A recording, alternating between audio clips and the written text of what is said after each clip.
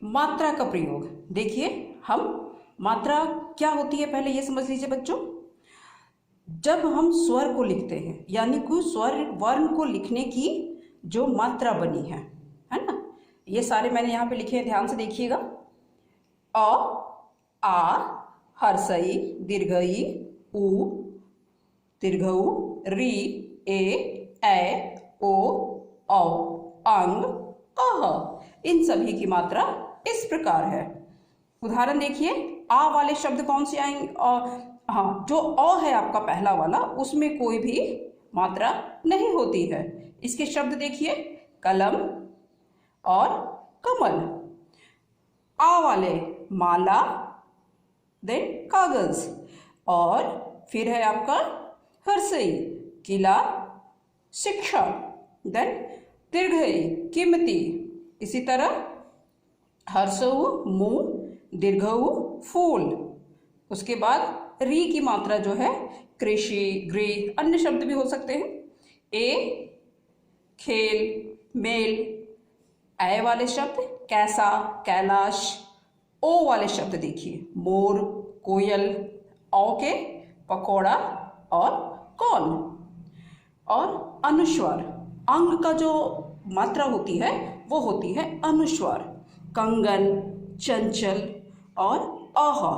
अह का हम जो मात्रा लिखते हैं उसे हम विसर्ग कहते हैं। अतः, प्रातः। अब आप देखिए र के विभिन्न रूप। ठीक है, र 4 प्रकार के होते हैं। एक जो होता है वो स्वर के साथ होता है, जो कॉमन है आपका, और जो अन्य 3 है ये स्वर रहित होते हैं, है ना। इसके कुछ उदाहरण देख लीजिए। ग्राम, प्रेम। रेफर के उदाहरण देखिए, धर्म, शर्म और ट्रक, ड्रामा। बच्चों ध्यान दीजिएगा, ये वाला जो र है ये मुख्यतः ट वर्ग वाले शब्दों में ही आते हैं। अब देखिए अनुस्वार क्या होता है। अनुस्वार को हम पंचमाक्षर या नासिक्य व्यंजन भी कहते हैं।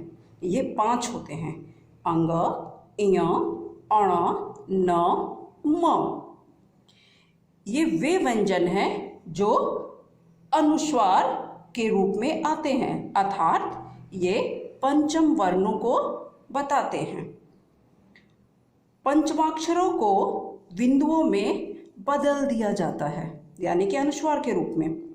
यदि स्वर रहित पंचम वर्ण, पंचम वर्ग यानी कहने का मतलब है, जैसे हमने पिछले वीडियो में बताया था आपको, क वर्ग के जो थे, क, ख, ग, घ, अंग। इसी तरह हम सभी वर्णों का जो 5वां वर्ण है उसे लेंगे, अंग, इय, अण, न, म। के बाद उसी वर्ग का कोई व्यंजन आए तो लेखन में पंचम वर्ण के स्थान पर अनुस्वार का ही प्रयोग होता है, किंतु उच्चारण में वह पंचमाक्षर की ध्वनि से ही उच्चारित होगा। जैसे उदाहरण देखिए, रंग। अब बच्चों यहाँ ध्यान दीजिएगा, रंग और कंगन, यहाँ 2 शब्द लिखे हैं। ये जो ग है आपका, ये आपका कौन से वर्ग में आता है, हमें ये ध्यान देना है। ये हमारा आता है क वर्ग में, ठीक है। और यहाँ पर हमने अनुस्वार का प्रयोग किया है। इसको दूसरी तरीका से हम लिख सकते हैं, र, अंग एंड ग, रंग। इसी तरह कंगन लिख सकते हैं। दूसरा उदाहरण देखिए, कंचन। अब ध्यान दीजिए बच्चों, च जो है वो आपका च वर्ग का है, तो इसका दूसरा रूप हम इस तरह से भी लिख सकते हैं, ठंडा। ड कौन से वर्ग में आता है? ट वर्ग में, यानी कि उसका 5वां वर्ण क्या है? अण, ठंडा। कहने का अर्थ है कि ट वर्ग के जो भी शब्द बनेंगे उसमें यही वाला अण आएगा और ये स्वर रहित होगा, इसे हम पूरा नहीं लिखेंगे। दंत, त वर्ग से आ रहा है, त आधा न त। कंबल, कंबल कौन से वर्ग का है?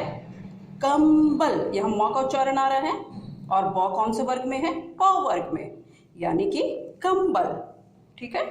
अब आपके जो अंतस्थ व्यंजन और ऊष्म व्यंजन है, जो मैंने पिछले बताया था आपको व्यंजन वर्ण के भेद में, य, र, ल, व, श, श, ह, पर, जो अनुस्वार होता है वो हम अनुस्वार ही रहने देते हैं, वो दूसरे रूप में नहीं लिखा जाता। संसार, संयम, संहार, ठीक है, संवाद आदि। अनुनासिक, अनुनासिक यानी कि चंद्र बिंदु, ठीक है, इसकी मात्रा कैसी होती है? चांद के आकार, उसमें हम बिंदी लगाते हैं। अब देखिए, जिन शब्दों में चंद्र बिंदु का उच्चारण है लेकिन मात्रा सीरो रेखा के ऊपर दिखाई देती है वे, हाँ, तो वहाँ चांद न बनाकर सिर्फ बिंदु ही लगाए जाते हैं। अब सीरो रेखा क्या होती है? सीरो रेखा देखिए बेटा, ये जो लाइन है इसे ही हम सीरो रेखा कहते हैं, ठीक है, सिर के ऊपर जो रेखा गई है, सिर, ये सिर है हमारी, ठीक है।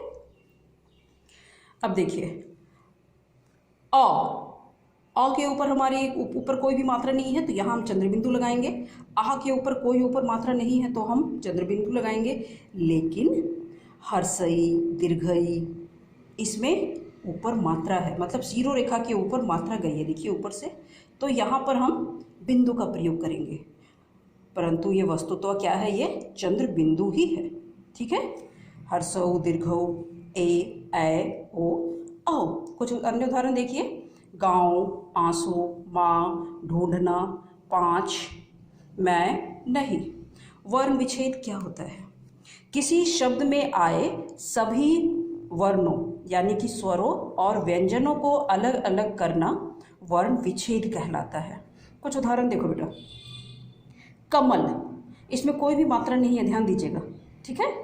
तो क प्लस अ, म प्लस अ, यानी कि हम हलंत का प्रयोग करेंगे। किस में हलंत का प्रयोग होगा? जो भी व्यंजन वर्ण है। स्वर वर्ण में हलंत का प्रयोग नहीं होगा। ल हलंत अ। दूसरा है गृह, ग हलंत प्लस री प्लस ह हलंत प्लस अ। आदमी, आ कौन से शब्द है बेटा? ये स्वर वर्ण है, तो इसमें हम कोई भी अन्य वर्ण का प्रयोग नहीं करेंगे, ये अब यथावत ही रहेगा। आ प्लस द हलंत प्लस अ प्लस म प्लस दीर्घई। इसी तरह क्षमा, क्षमा याद कीजिए बच्चों, इसमें हमने इसमें दो व्यंजन लगे रहते हैं, क हलंत प्लस स हलंत प्लस अ, म हलंत प्लस आ। प्रणाम, र का प्रयोग में ध्यान दीजिए, जो र है मैंने कहा था ये स्वर रहित होते हैं, ठीक है। तो प्र, यहाँ प के साथ में अ जुड़ा हुआ है, प हलंत प्लस र प्लस अ प्लस अ प्लस आ प्लस म हलंत प्लस अ। विद्या, व हलंत प्लस ई प्लस द हलंत प्लस य हलंत प्लस आ। यहाँ द के साथ मैंने कोई भी स्वर वर्ण का प्रयोग नहीं किया है। इसका कारण है कि यहाँ पर ये स्वर रहित है। क्यों? इसके नीचे हलंत लगे हुए हैं।